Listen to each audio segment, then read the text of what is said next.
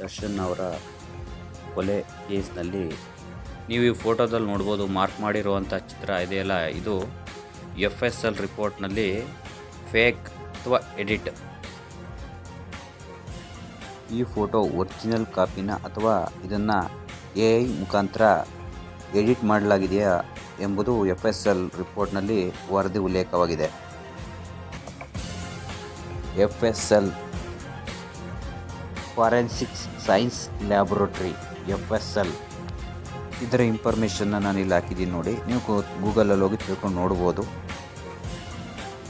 ಈಗ ಬಂದಿರುವಂಥ ಮಾಹಿತಿ, ಈ ಫೋಟೋ AIನಿಂದ ಎಡಿಟ್ ಆಗಿದೆ ಎಂದು. ಇದು ನಿಜವಾದರೆ ಈ ಪ್ರಕರಣ ವಿಶೇಷ ತಿರುವನ್ನು ಪಡ್ಕೊಳ್ಳುತ್ತೆ ಹಾಗೂ ನಟ ದರ್ಶನ್ ಅವರಿಗೆ ಹಾಗೂ ಅವರ ಸ್ನೇಹಿತರಿಗೆ ಈ ಪ್ರಕರಣದಿಂದ ದರ್ಶನ್ ಅವರ ಮುಂದಿನ ಕಾನೂನು ನಡೆಗೆ ತುಂಬ ಹೆಲ್ಪ್ ಆಗುತ್ತೆ. ಈ ಪ್ರಕರಣದಿಂದ ನಟ ದರ್ಶನ್ ಅವರು ಹೊರಬರಲು ಈ FSL ರಿಪೋರ್ಟ್ ತುಂಬ ಪ್ರಮುಖ ಪಾತ್ರ ವಹಿಸುತ್ತದೆ.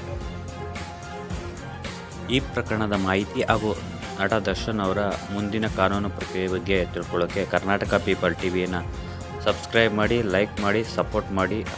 ಈ ಪ್ರಕರಣದ ಮಾಹಿತಿಗಾಗಿ ಕರ್ನಾಟಕ ಪೀಪಲ್ ಟಿವಿಯನ್ನು ಸಬ್ಸ್ಕ್ರೈಬ್ ಮಾಡಿ, ಬೆಲ್ ಐಕನ್ ಕ್ಲಿಕ್ ಮಾಡಿ, ಸಪೋರ್ಟ್ ಮಾಡಿ.